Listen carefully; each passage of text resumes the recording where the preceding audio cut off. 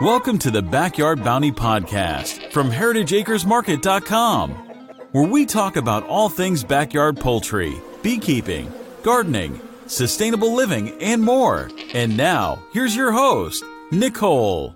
Good morning, everybody. Thank you for joining us for another episode of Backyard Bounty. Today, I'm joined by Shannie, who's here with Baker Creek Heirloom Seeds. And Shannie's here to talk about the history of seed saving and, kind of the differences between the different seeds and why it matters that we save them. So, Shannie, thank you so much for joining me today. Oh, thank you for having me. I'm so excited. Yeah, I'm excited to have you. I really love saving seeds myself, so I was excited when you said this was something that you wanted to talk about. But for those that aren't familiar with Baker Creek, can you kind of give us some more of the background on them? So I work for Baker Creek Heirloom Seeds, and we're an heirloom seed company based out of Mansfield, Missouri. We're a family-owned company, and we offer heirloom seeds. We do not do any hybrid seeds, and we do not offer any seeds that have been contaminated with GMO pollen. So we test for GMO contamination, and we only offer seeds that are heirloom, which means they can be successfully saved year after year and reliably saved, resulting in the same variety that you planted the previous year. And I can probably go over the difference between heirloom and hybrid later, but so we sell heirloom seeds. We have the largest selection of heirloom seeds. Hold on, I want to say that right. So we offer over 1,200 varieties of heirloom seeds, and many of our varieties were offered in the seed catalogs and in the seed industry before 1900. So these are antiquated but really culturally important varieties. They have a lot of history. They're densely nutritious, and they were saved for really fantastic reasons like cultural importance or nutritional density, and not things like shipping quality or the ability to sit on a produce shelf for a long time. So these are really beautiful varieties that really need to be saved. And so that's what we're doing at Baker Creek. We're saving these varieties. We're bringing them back to the hands of gardeners, and we're just celebrating all the beautiful diversity of heirlooms. Awesome. I know that I've been purchasing seeds from you guys for, several years. Back in the day, I would go down to the local hardware store or grocery store or whatever and buy whatever seeds. And sometimes they would grow and sometimes they wouldn't. But everything that I've bought from you guys, not only do I have a ridiculous high germination rate to the point that I have to give plants away because I started too many, in February, but they have amazing harvests, and the quality of fruit or vegetable or whatever it is that I'm growing is so superior than anything that I've gotten from, any of the other sources. They're really amazing seed and plants. Oh, I'm glad to hear that. There's so many different reasons why those heirloom varieties were kept around. Flavor, nutritional profile. So it's really nice to keep them in circulation. Essentially, what has happened in the last couple hundred years is there's been a massive consolidation of the number of seed companies in existence, let's say specifically in America. And with this consolidation, essentially the diversity of seeds that are available has dwindled significantly. And so what we're really seeing is just a few varieties, a few tomato varieties available, a few cucumber varieties that are relatively well in a very large region. Maybe anywhere in the country you can grow them pretty well. And the beautiful thing about saving some of these heirlooms is that these were regionally adapted varieties. So specifically something for Pueblo, Colorado, or Block Island, Rhode Island. Somebody somewhere really dedicated their seed saving practice to get seeds that are perfectly suited to a specific climate. So that's why you'll find that some of these heirlooms really perform beautifully in a certain area, whether it's because the variety was from your growing zone or an analogous growing zone. I mean, we're finding a lot of really great heirlooms from China and from other parts of Asia that grow really well in the U.S. because we actually have analogous growing climates very similar. I know when I was looking through the catalog, I was surprised to see how many overseas seeds, like you said, stuff from China and other places that, of course, you've never heard of them before. So you're kind of wanting to try them because they're different. But you wouldn't think that they would grow here. Absolutely. Yeah. So we're getting similar growing climates that can help. It's also really interesting and fascinating to me to harness some of the traditional medicinal plants from other cultures and also the healing foods, because in so many cultures, food is considered the best medicine. And so these varieties have been selected and been kept in the diet of these places because they're incredibly nutrient dense, or they have immune boosting properties, or whatever their health giving quality is. They've been kept around and kept in the diet as a way to maintain and promote good health. I love that we're introducing varieties that are popular in traditional Chinese medicine or in ancient Ayurvedic medicine, using these foods to prevent disease, to even sometimes heal ailments, is a really beautiful thing. And I think we can really learn that from a lot of different cultures. And not to discount, there's tons of Native American varieties that have that quality as well. That was one thing I was really excited about. So in our little garden setup, we have, of course, our tomatoes and peppers and everything else, cucumbers and whatever. But I have one special box that's kind of like my herbs/medicinals. And I got all kinds of new ones from you guys this year to plant in my little healing garden, and stuff that I hadn't been able to find before. So that was pretty exciting. Once you start, it's a real rabbit hole to get into once you start getting into plant medicine. It's so fascinating, and you realize that, even the basis for a lot of the big pharmaceutical drugs that you see today, a lot of them, if you really dial it back, way back, they're coming, and maybe they're a synthetic form of, but a lot of them are hearkening back to plant medicine, maybe extracts and things like that. It's a really beautiful way to commune with nature and to get back to our roots, is to learn about plant medicine and to use it carefully. I want to add carefully, use it carefully, and always be wise.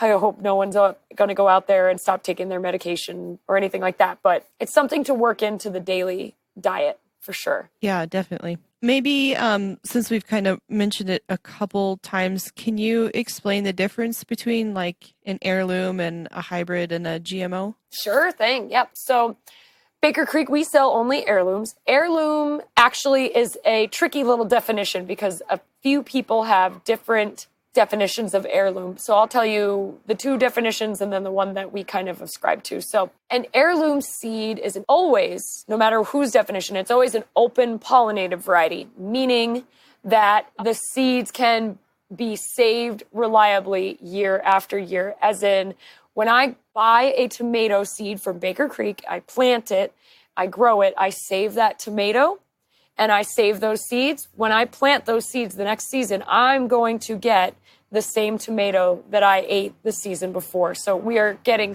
the same variety reliably saved year after year. And now sometimes you'll have to take precautions to prevent cross-pollination, but basically that is a genetically stable variety, and it has been, typically heirlooms are passed down generation to generation. So it's got to be open pollinated. That's the most important thing. That's what everyone agrees on. And then the one part of the definition of heirloom that some people disagree on is some folks maintain that an heirloom is only a variety that has been around for over 50 years, passed down generation to generation or through the hands of several gardeners, but has been around for 50 years. I love heirlooms that have been around for 50 years. They have beautiful stories and a lot of history. However, there's some really fantastic open pollinated breeding going on right now. And these are innovative gardeners and farmers and breeders who are making nutritionally dense, healthy, beautiful, colorful heirlooms. And they're new. They're not 50 years old.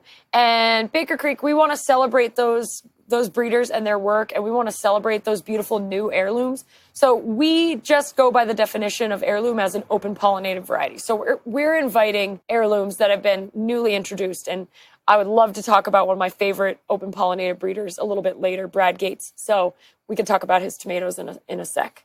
Okay. So what is a GMO then? And what is the hype or whatever between non-GMO?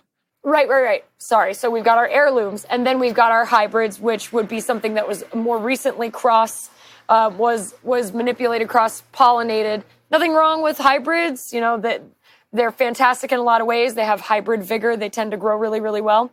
But we love our heirlooms because we can reliably save those seeds. It's a really secure source of your seed supply. You grow an heirloom once and then you're going to have those seeds forever as long as you maintain them correctly. Now, a hybrid is going to be more recently cross-pollinated, especially when you get into things like the F1 hybrids.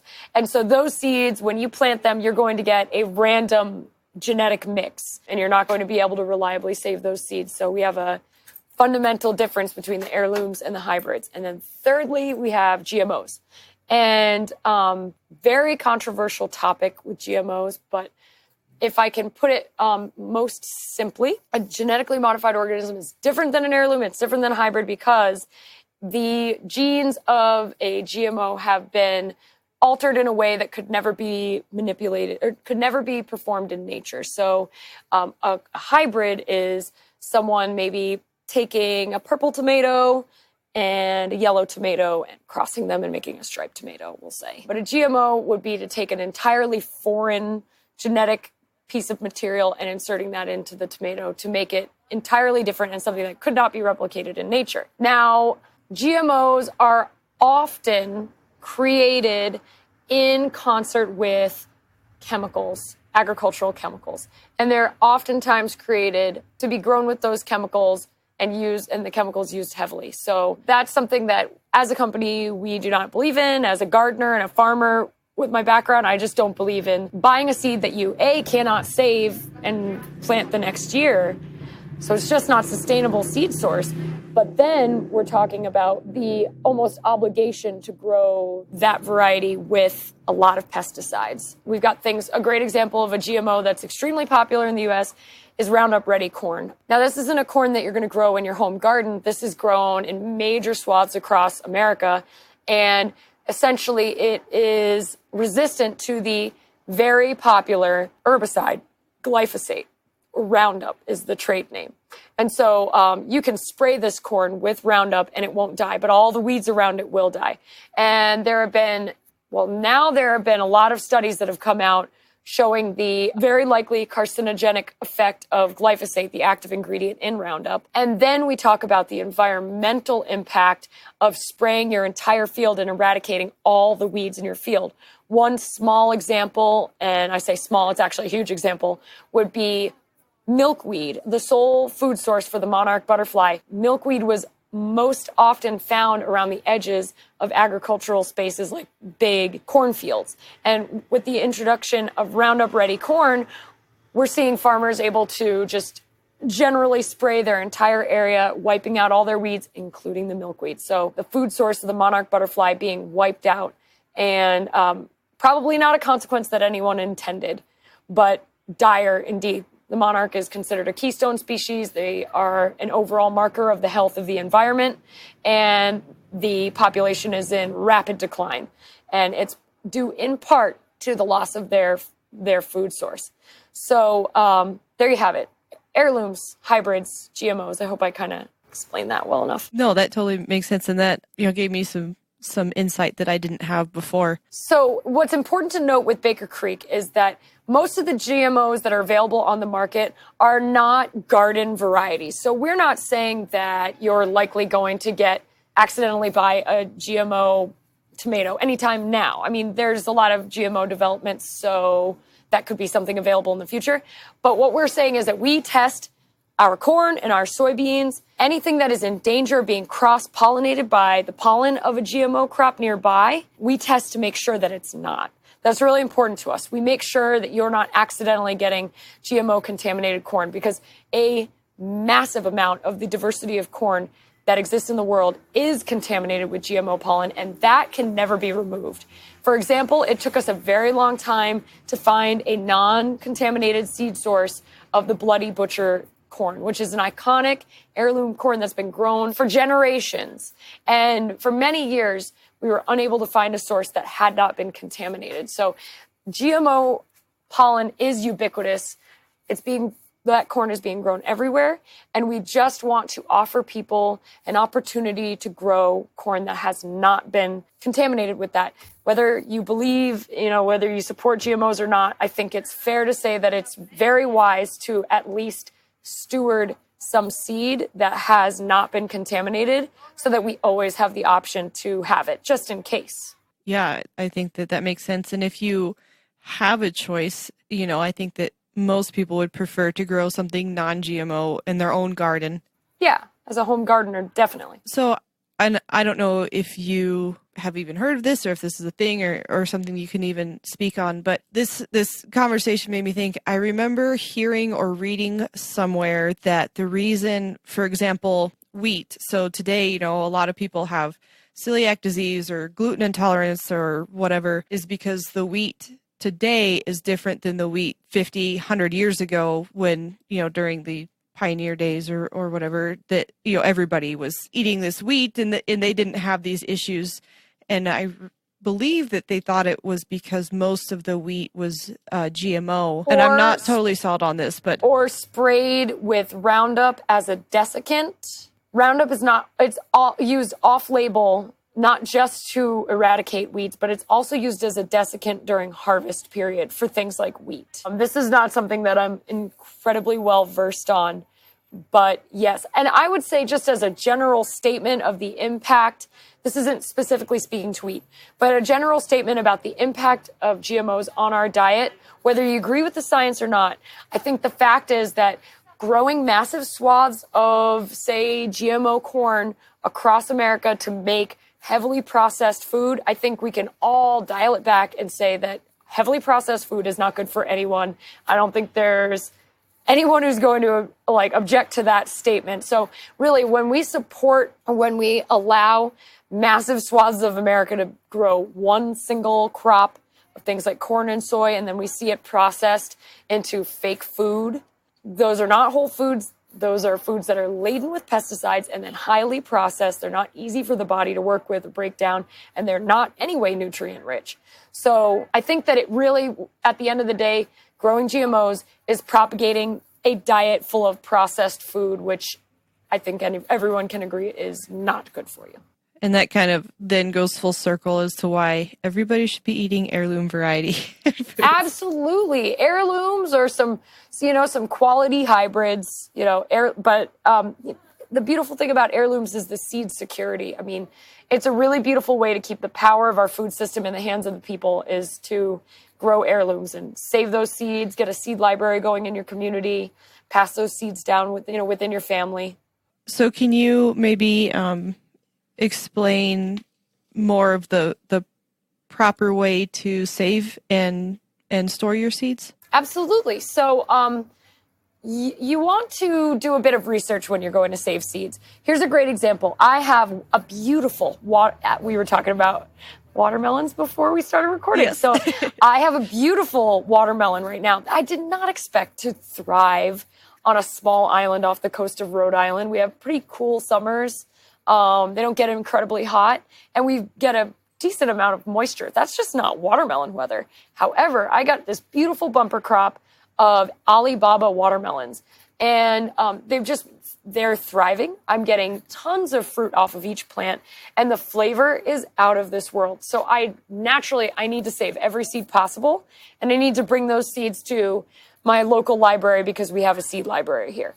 So what I need to think about when I'm going to save those seeds is, are they going to be cross-pollinated?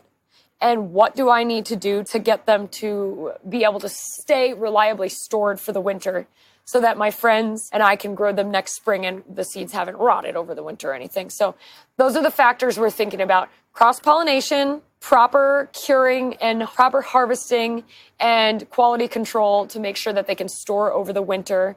And then you're thinking about other little factors like how many years can those seeds stay viable, and what are the climate conditions and conditions we need to provide for those seeds to keep them alive and viable for years. So cross-pollination first. It's going to really range between the crops that you choose. Things like tomatoes and beans and peas are super easy. They're typically self-pollinating. You can grow a couple varieties in your garden and reliably get the same variety year after year, unless you get a really aggressive rogue bee that really wants to cross-pollinate your stuff. Typically, you're going to have pretty good luck with saving your seeds on things like beans and tomatoes, you're not going to have as much cross-pollination issue. It can happen, but it's less likely. Then you get things like the cucurbit family. Those are the squash, watermelons, melons. Those are actually pretty readily cross-pollinated. They require insect pollination to set fruit, and they want their little flowers cross-pollinated. So if you grow a few varieties of cucurbits in your garden, you may be looking at some cross-pollination issues down the line. Fortunately, there are some methods you can implement to prevent the cross-pollination. You can bag your flowers, you can tape your flowers shut, and just hand pollinate with a little paintbrush or a feather. I'm not getting in depth with any of this because it's just it's lengthy. So what I really recommend is that people go on the Rare Seeds website, that's the Baker Creek website, and go to our growing guide, and any crop that you want to save seeds on, I have actually written a little growing guide, and it tells you how to save seeds on that. So it'll tell you how likely it is, what the isolation distance for the plants are, whether you're going to need to bag the flowers, and it'll also tell you how to harvest the seeds. So that's the next thing to get to. So basically, do your research, find out what the likelihood of your plants being cross-pollinated are. Is it something that self-pollinates, it's not going to cross-pollinate? Or is it something that you really need to put some effort into isolating because it's going to cross-pollinate and you're going to get some funky Franken plant next year? So do your research on cross-pollination and isolation distance. Next, find out how to harvest. Some things are super easy. Flower seeds can be super easy, like calendula. It's a breeze. Those seeds heads are just going to dry out for you. They look like little caterpillars. Have you ever saved calendula seeds? They're adorable. They look like little caterpillars. They do. I love them. The first time I saw a calendula seed, I almost cried. I was like, that is the cutest seed I've ever seen. Anyways, seed nerd. So I wait till those calendula heads totally dry, and then I just crumble those seeds, and I put them in a cool, dark, dry place. I'm going to get to storage conditions a little bit later. So something like flower seeds, like calendulas or sunflowers, are so easy breezy to save. Beans are another one that are really easy. You're going to want to think about your climate conditions when you're saving seeds. If you live somewhere that has a dry fall, you probably have a dry fall in Colorado. So you have your beans, they mature to a dry bean state, and then you let the pods turn brown and brittle and dry, and you can probably let your beans just self-dry right on the plant, and then you store them for the season. Me, I'm up in New England. I get lots of rain and hurricanes in the fall when I'm harvesting my beans. So if I want to harvest my beans, I'm going to actually pull them up and dry them inside and let them finish up. They're going to start drying outside, but then with the final real dry down, if I'm looking at some wet weather, I'm not going to trust leaving them outside for their final drying. So I'm going to bring them inside to do that. I'm going to hang them upside down in maybe a sunny window and let them dry. So you've got things like flowers, super easy, just pull those seeds. You've got things like beans where you got to kind of be clever about, your weather, and if they're going to rot, you want to make sure they don't rot. And then you've got things like tomatoes, which require a little bit of doing. But I will say that the process of saving tomato seeds is totally fun. It's weird and gross, but really fun. So when you're saving a tomato seed, for example, it's basically you have dry seed saving, which is beans, flowers, things like that. It is just like it sounds. It's just the seed dries dry and you just pluck it. It's easy. Then you have wet seed saving, and that's things like tomatoes and cucumbers and melons sometimes, depending on your preference. Anyways, eggplants are another one. So tomatoes, eggplants, you're going to let the fruit really ripen and mature. You want those tomatoes to be like a little gross, like you wouldn't want to eat them anymore. Same with the eggplants. You're going to want to let the eggplants kind of turn yellow and be quite ripe, soft to the touch. That's when the seed is really mature. And then you're going to squish the tomato into your cup or your bowl or whatever you have, and you're going to squish that tomato, and you're going to let it sit and kind of get a little on the fermenty side for a few days. And basically what that's doing is it's breaking down the germination inhibitor that all tomato seeds are covered in. Tomato seeds are naturally covered in a germination inhibitor, which is a brilliant evolutionary mechanism. It basically keeps the seeds from germinating too soon, and this helps with seed dispersal for moving the seeds around. A bird can eat the seed and then expel it, and it gets moved, and evolutionarily the plant goes on. So in order to get that chemical, that germination inhibiting chemical off of your tomato seed so that it can germinate For you, when you want to germinate it, you're going to ferment the seeds just by, again, putting them in the cup, letting them ferment for a few days. Then you're just going to rinse and strain the seeds and dry them on, say, a paper towel or a paper plate, and you can reliably save them over the winter. So whether you're doing dry seed saving or wet seed saving, those are your techniques for harvesting the seeds. Dry seed saving, wet seed saving. Hopefully I covered enough of that. Yeah. Okay, great. And then you're going to think about storage. So cool, dark, and dry is always how you're going to store seeds. They need to be out of direct sunlight. Direct sunlight is a surefire way to destroy the viability of your seeds. Warm weather is also going to destroy the viability of your seeds. Keeping them cool, like around 50, 60 degrees is lovely. If you can keep them cooler, like in a refrigerator, that's great. Some people even freeze their seeds. And as long as you don't freeze something like okra or sorghum, you can even get away with freezing them. I don't freeze, I refrigerate, and I think it works great. If I don't have access or space in my refrigerator, because my roommates want to murder me because we already don't have enough space in our fridge, and then I'm trying to put seeds in there, I put them in a cupboard that doesn't get too hot. Cool, dark, and then dry. So if I'm storing my seeds in the refrigerator or freezer, they have to be maybe put in a Ziploc bag and then put in a glass jar that's sealed, or at least in a glass jar, but make sure to keep those seeds dry. What you're really wanting to avoid is inviting any moisture, any warmth, because we don't want things to rot. So cool, dark, dry. The light would probably dry out the seeds, and then the moisture or the warmth would rot them. So avoid rot and avoid drying out. Cool, dark, dry. And then you're going to go online or in a seed saving book. There's a really great seed saving book called Seed to Seed by a group of authors from all different regions across the country. It's called Seed to Seed. Everyone needs to read it. If you are an aspiring seed saver, if you're a home gardener, you need to read Seed to Seed, because it was a compilation of seed saving techniques depending on the region. So we've got representatives from all over the country giving their 2 cents about how to save seeds in their area. So anyways, look through one of those books or go online and find yourself a seed viability chart.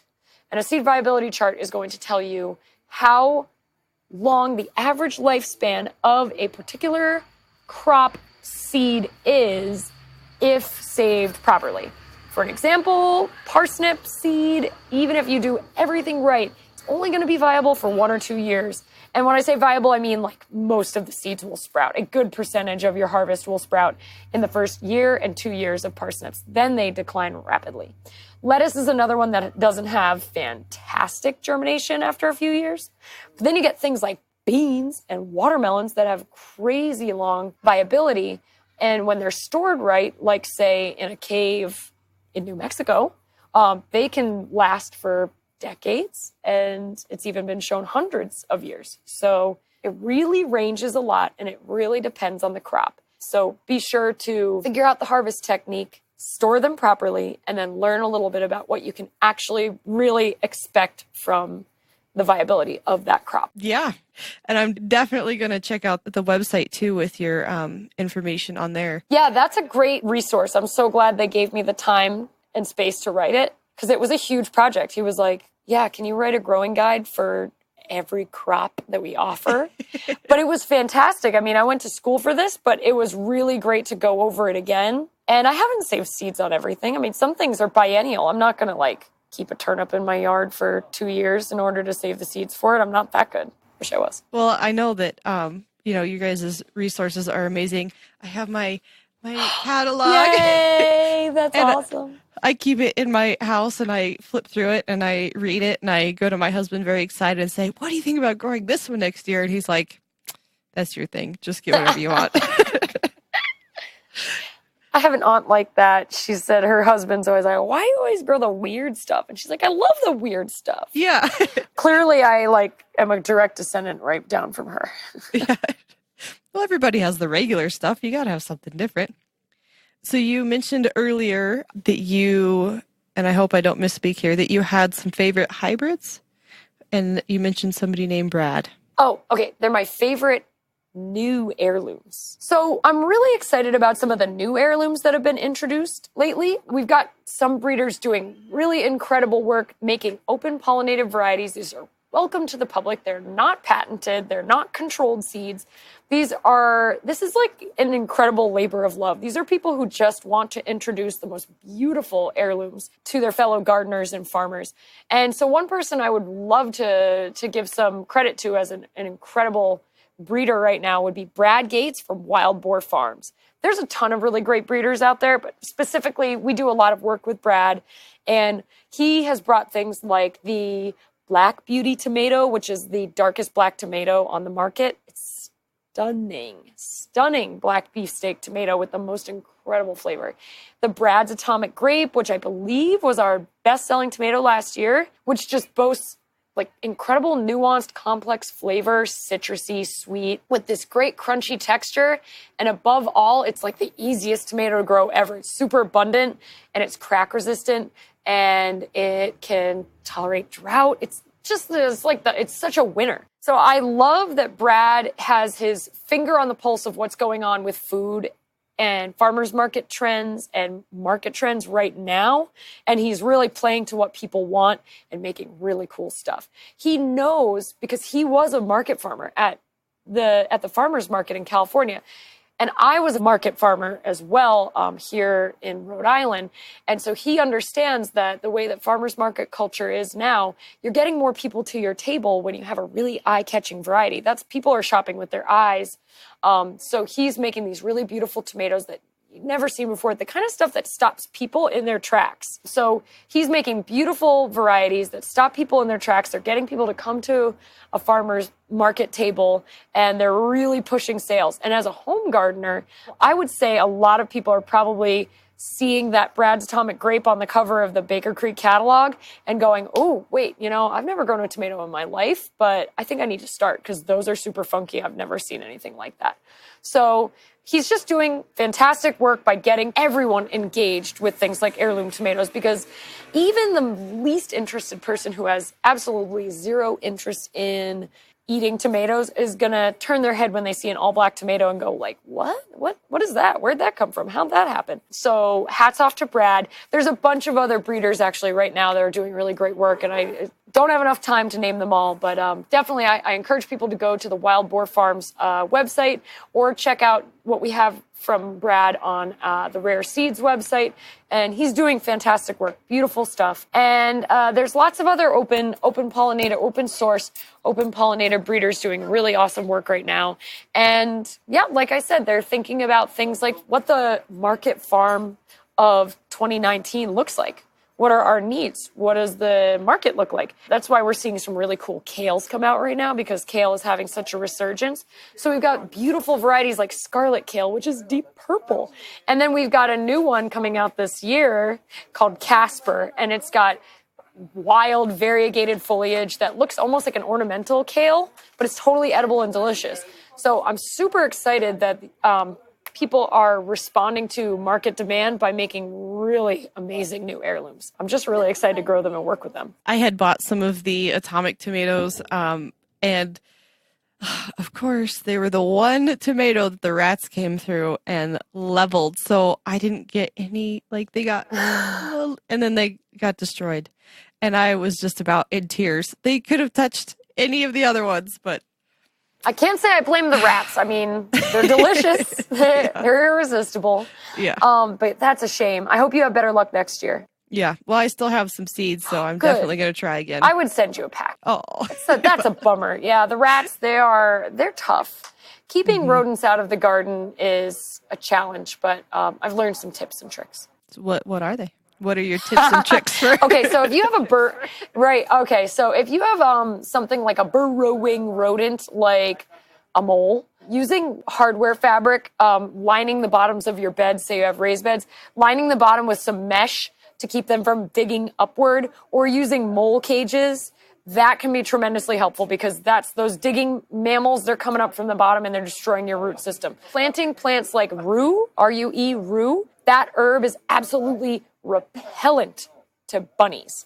Rabbits are the most adorable scourge in the garden ever. I turned into Mr. McGregor in 2 seconds flat. I love rabbits. When I see them in the wild, I'm like, oh. When I see them in the garden, I'm like, yeah, get out of here.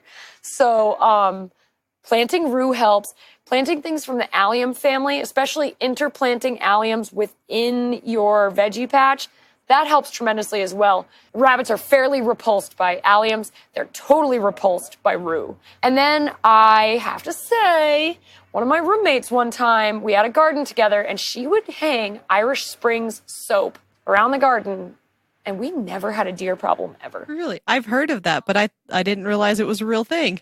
I don't know if it was correlation without causation or what. I did happen to notice that no deer ever came to that garden, and we had that soap hanging around.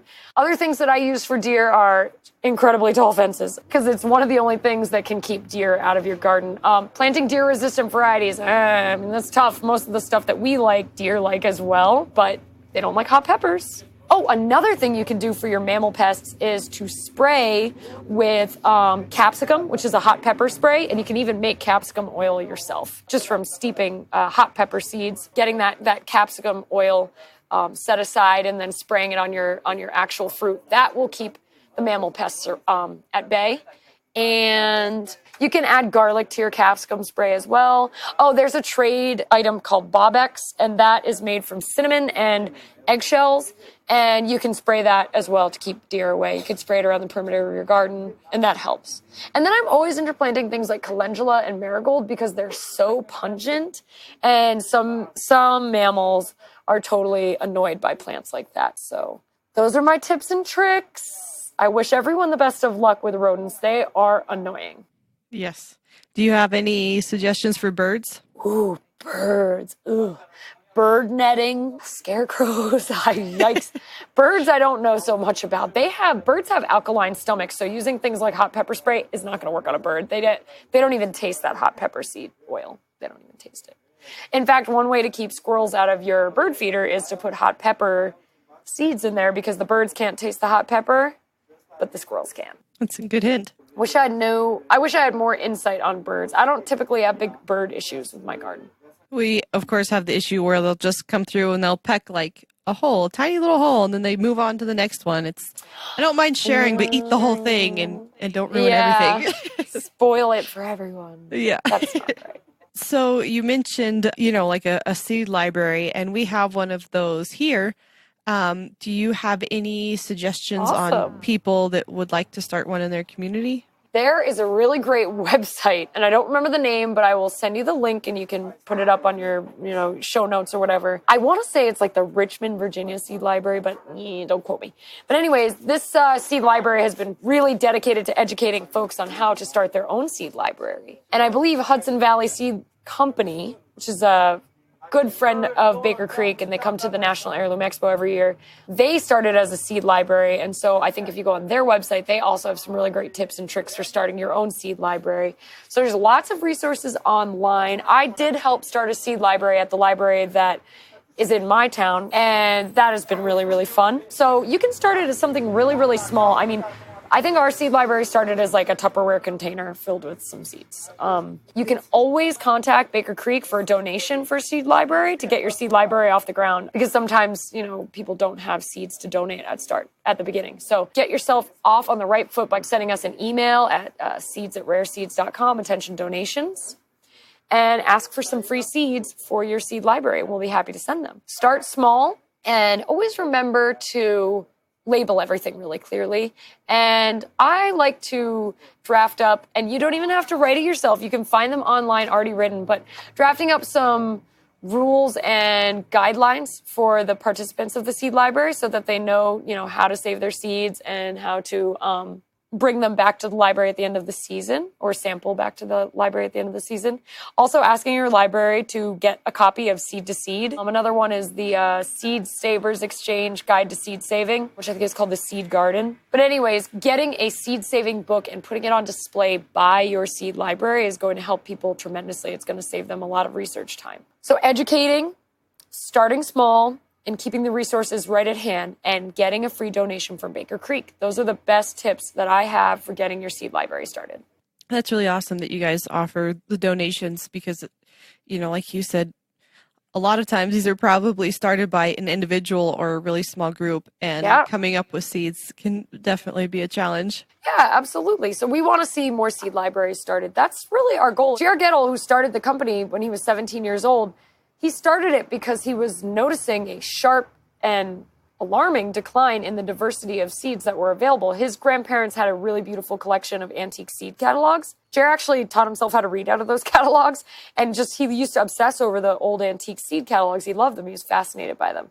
And he was a kid during the 80s, and he noticed that there was a huge consolidation. Seed companies were going out of business.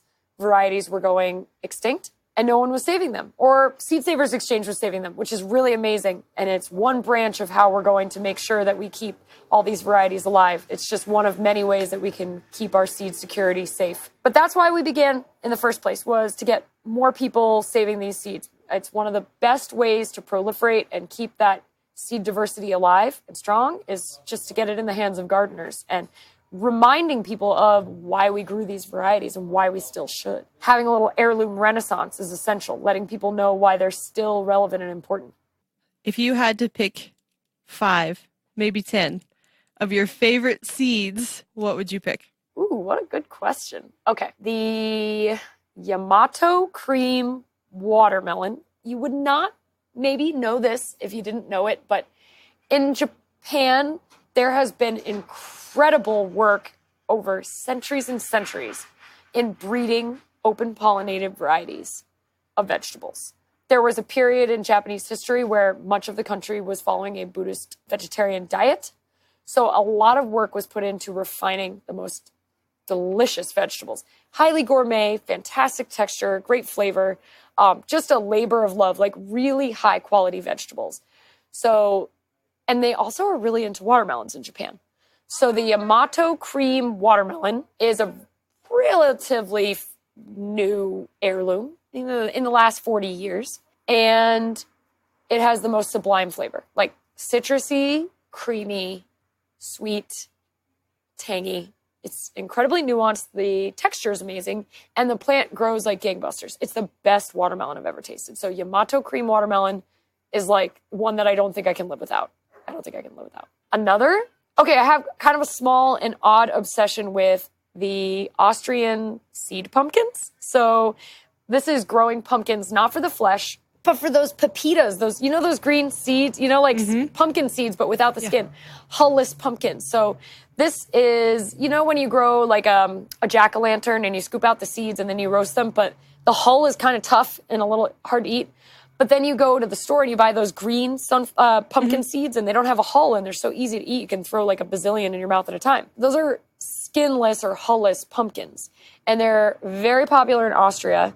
And as small gardeners, we're not always like producing our own seeds, nuts, or grains. So I think it's a really fun way to grow your own seeds that you can keep in the pantry and sprinkle on your smoothies.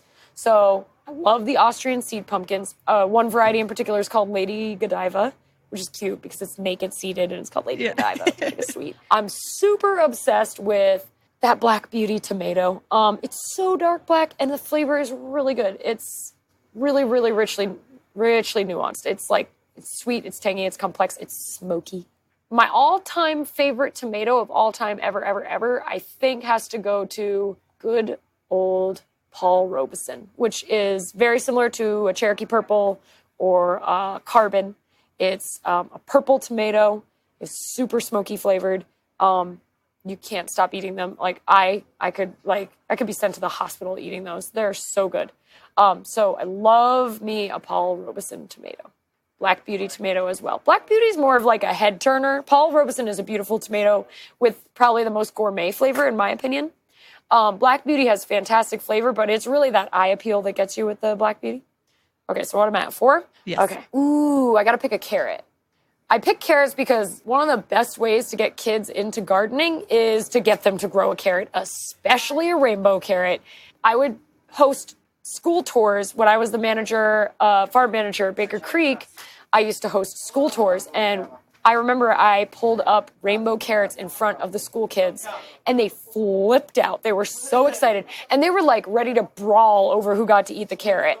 Kids love the colorful carrots. I also love the colorful carrots. So The purple carrots are really good. Cosmic purple is a classic.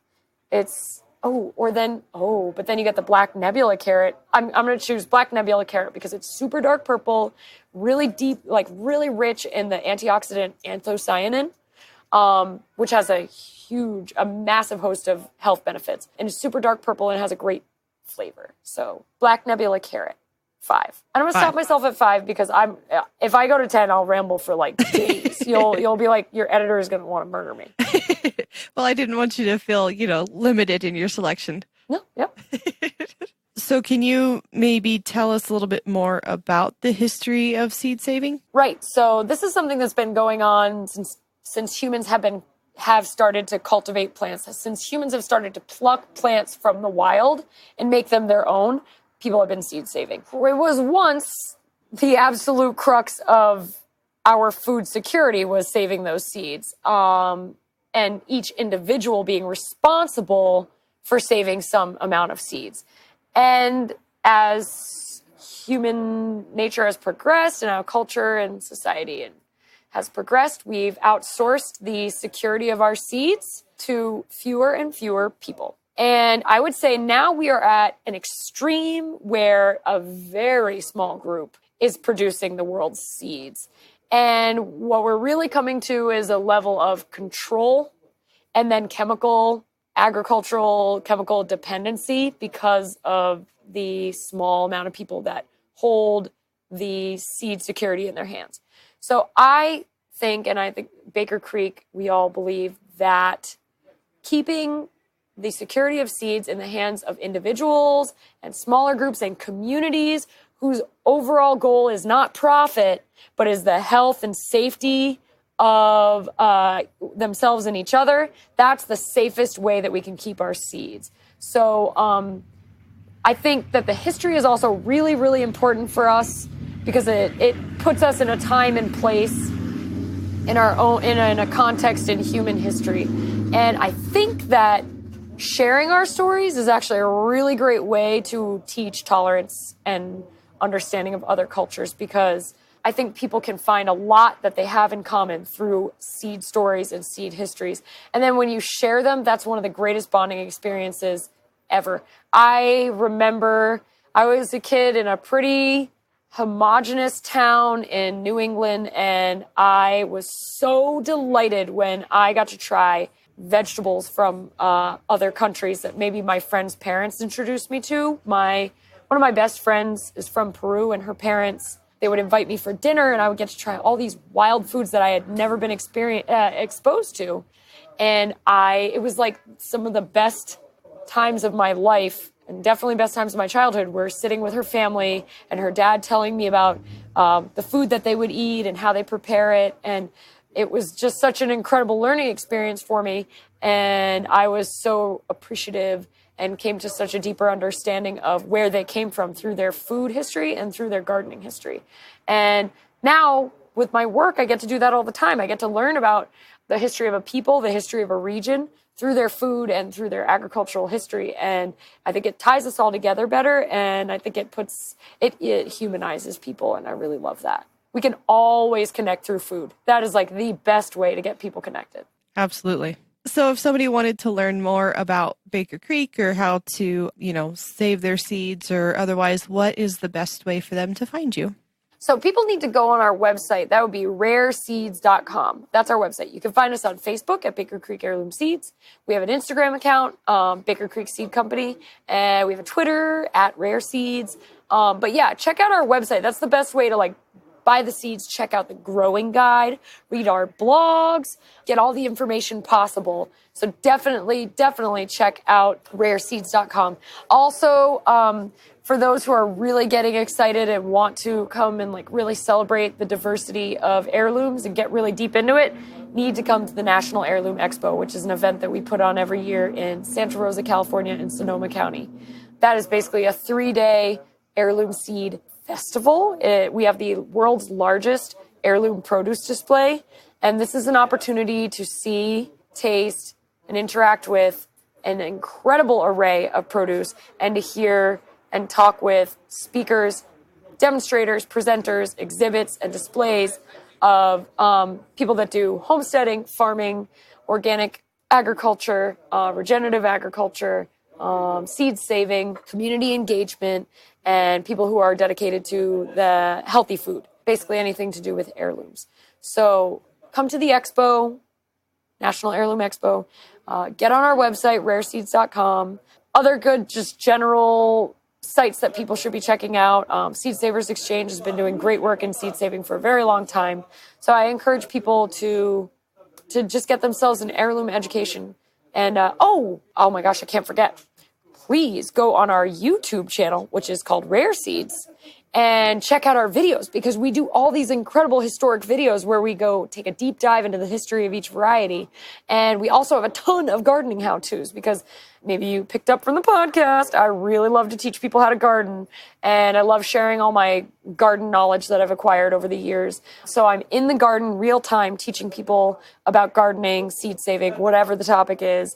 So check out our how-to garden videos, check out our seed stories, learn about the history, get an heirloom education, and that's on our YouTube channel, Rare Seeds. Those sound like great resources. I know I will definitely be checking out the YouTube channel, because I think that I've checked out everything else that you have. Clear your calendar. We have a lot of followers on Facebook, but then when we start getting people to migrate over to YouTube, they go, what? Because it's like a free education. There's so much. I spend hours and hours and hours and days and weeks and months researching what we put together. So they're really well-researched, beautifully produced videos, lots of information. We just want to get people gardening. It's like all we really want. Wonderful. I'm excited to check those out. Well, Shannie, thank you so much. I really appreciate you taking the time to talk to us and share all of your information and your resources. And I'm excited to learn more myself about heirloom seeds and check out which new varieties I need to add to my garden next year. So thank you again for joining us. Thank you so much, Nicole. Thank you, everyone at Backyard Bounty. I appreciate it. And as always, thank you for listening to Backyard Bounty, and we'll see you again next week. Thank you for listening to Backyard Bounty, a podcast by heritageacresmarket.com. Don't forget to subscribe and leave us a review. If you have a question you'd like us to answer on the show, please email us at ask@heritageacresmarket.com. Also find us on Instagram, Facebook, and YouTube at Heritage Acres Market.